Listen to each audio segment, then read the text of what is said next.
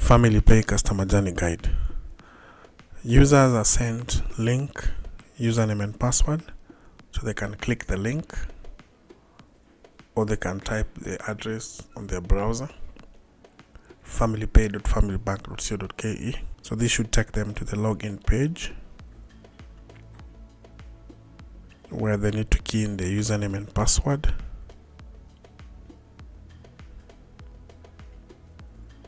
So once keyed correctly, then they need to click login.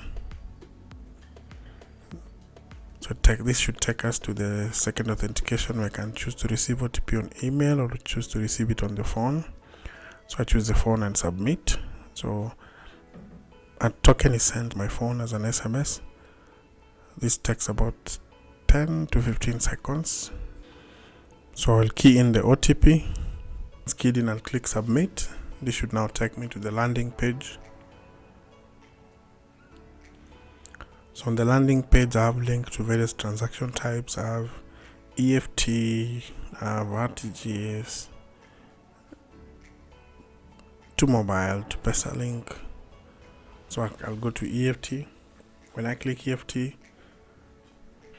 takes me to this page where I can click on the transactions to view the previous transactions and their status.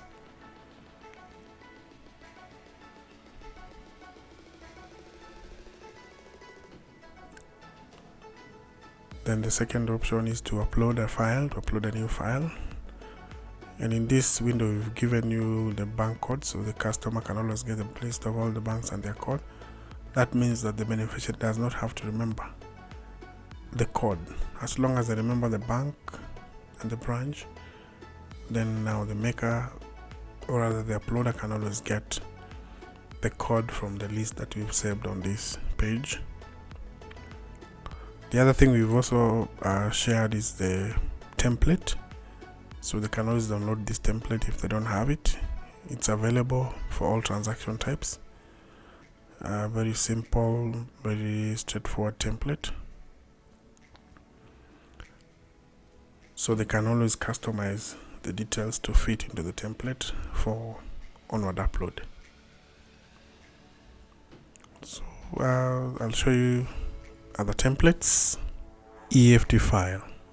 So the first column is the reference. Reference can be the employee number. It can be the payroll number. Where you're paying a supplier, it can be an invoice number. If you're paying a farmer or farmers, it can be the farmer number. You can even put IDs or whatever reference that you prefer, then you can put it there. The second column is the name of the beneficiary. So put in the correct name of the beneficiary. The third column is the account number. Ensure you put it correctly and confirm. Then the fourth column is the amount payable. The fifth is the bank code, where the beneficiary opened the account, which bank. Put the code there. Then the last column is the branch. So which bank and which branch. For mobile, again the first column is the reference. So still can be employee number, payroll number, invoice number, depending on what you're paying. Farmer number if you're paying farmers. Still you can even put ID if you prefer. So the second column is the beneficiary name. Put it there and confirm. Account a mobile number.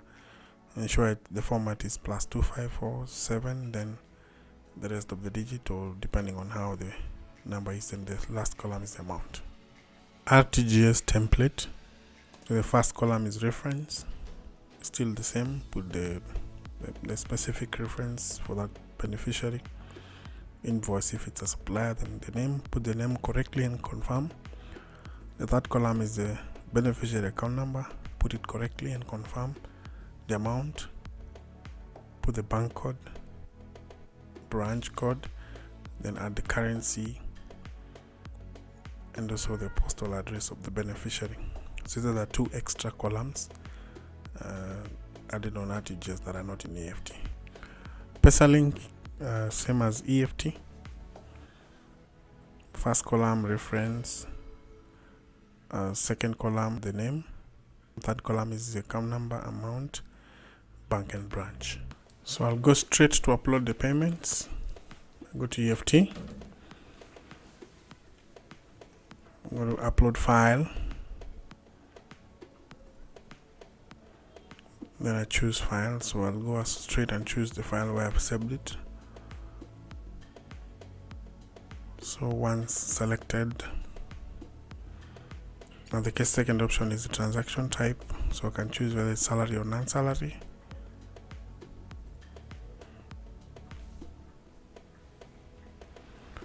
Then now go to the third button, which talks about the charge bearer. So if it's the receiver, I select the receiver to be the one who is paying.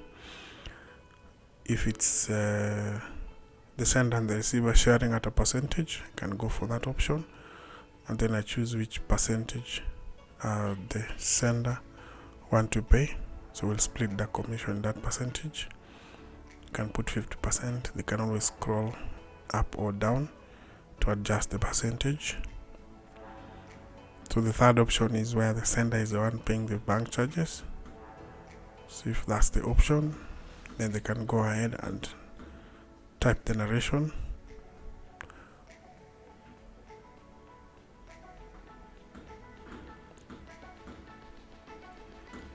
Then upload. So we'll validate the file. So if it's successfully and there is no error, we say the file is successful, then you can click OK. So that's done. So as an authorizers are sent link to authorize the payment. So I'll go to another transaction type. I'll go to mobile. The same process, I upload the file. I choose where the file has been saved. Then I go to transaction type. So for this, that is business payment. They're all business payment. That's mobile. The charge bearer, they pay to pay, the receiver to pay, the sender to pay, or partly shared. So whichever option applies on this case, I'll pick. Then I type the narration.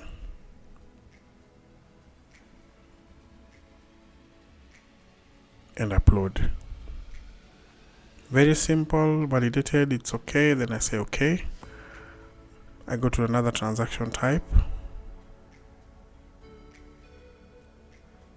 That is add to GS. Same process. Upload file. Choose the file. So I'll click, it should redirect me to where I've saved it. Then I choose the type, whether it's salary or non-salary. Then I go to the charge bearer, whether it's pay, sender, or the share. So I'll choose the sender to pay. Then I put the narration.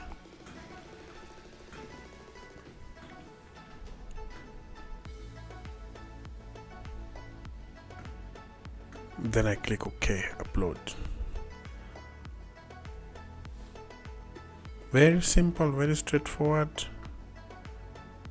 All the same. So I'll go to the last transaction type, that is PesaLink. Again, upload file.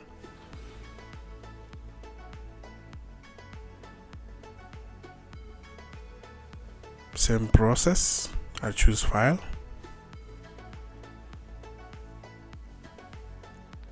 Then transaction type, salary or non-salary. Charge bearer, narration. Then I upload. So very straightforward, very simple, and that's the end of it. So the maker has actually uploaded all the files. Then signatory automatically sent links and a message advising them to log in. Click the link and log in and authorize the payments. So I will go ahead and log in as an authorizer, so that I can take you through the authorization process for each of every file type. I'll key in my username and key in the password.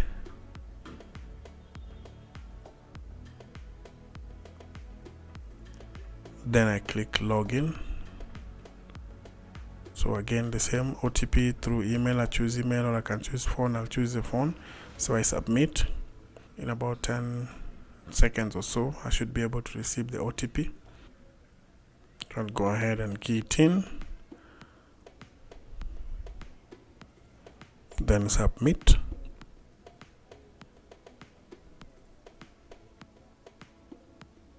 that I want to authorize. Now that we've uploaded transactions for all types, we'll go through all of them. So I'll start with EFT. So I'll go to transactions to see what was uploaded. So I can choose to view the various payment details, or I can just go ahead and approve. So I'll click approve. So when I click approve, I'll have two options. The first option is the option for approval, and you can see the details, the date of transactions, when it was uploaded, who uploaded it, the status, and the credit. So I'll choose approve. So when I click approve, it takes me to another page where I need to enter the authorization code. So a code is automatically sent to me when I click approve. When I key in that code and click approve, then the transaction will be completed. But I want to reject this one just to show you the other option. But first, let me show you how the process goes. So I click the code that I've just received. So if I go ahead and click approve, this payment will be approved. But I don't want to do that for now, so I'll go back, then reject it. So when I reject, it asks me for the reason. I will tap the reason for rejection, then click reject. The maker will receive an email notifying them that the payment has been rejected with a specific narrative that I've typed in that space. So it shows the reject success, import has been rejected successfully. I go to another transaction type. So this time I want to go to mobile, and I will authorize this mobile. So I'll go to transactions, go to the one that I want to authorize. I can see the details if I want, but I want to go to approve straight away. So I'll click approve. This time around I want to approve it, so I'll wait for the OTP to come in about 10 seconds or so.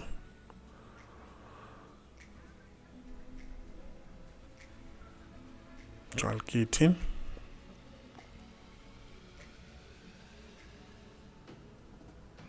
Then click approve. So this payment will be approved as the authorizer. So it shows the order does not have any duplicate. So I say okay. Then it can go to the second approval, or if I was the last, then it will be completed. It will be sent to the bank for processing. I'll go to another transaction type. This time around I'm going to RTGS. I will also reject RTGS. So I'll go to transactions. Then I can choose to view the various details of these specific transactions, but I don't want, so I go to approve. So when I click approve, the same process, I'll receive the OTP. Once I key in the OTP and approve, that's it. But I don't want to do that, so I'll go back and reject it. That you can see, so I'll click reject and reject the transaction. So again, the SWIFT order success, SWIFT import has been rejected successfully. I'll go to the other transaction type, PesaLink. Transactions, the same process for all of them. I can choose to view, but I want to approve straight. This one I will approve, so I'll go to approve. I receive the authorization code that should come to me as an SMS. So once the code comes in, once I key the code and click approve, then this payment will be approved by me as the authorizer. So I'll key the code and click approve. There's no duplicate, so I say okay. So that's it. And all these transactions have now been forwarded to the next authorizer, or if I was the last authorizer, then they should be pushed to the bank for processing. Okay, so I'll show you other things that you can also enjoy on how to maneuver on the platform. The user may want to see the details, or they may want to change the password, so they go to edit profile, they go to current, new, then they can confirm. So once they go as per the password rule and create the new password, then they click change, then they will have a new password. Very simple, very straightforward.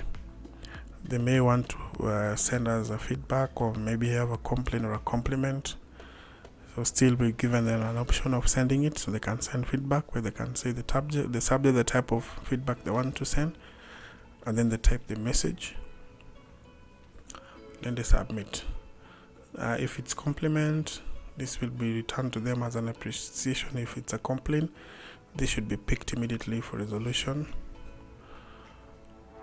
So then it's always good to check every time you log in. We always send you the date, time of your last login. In case you're not the one, it's always good to check.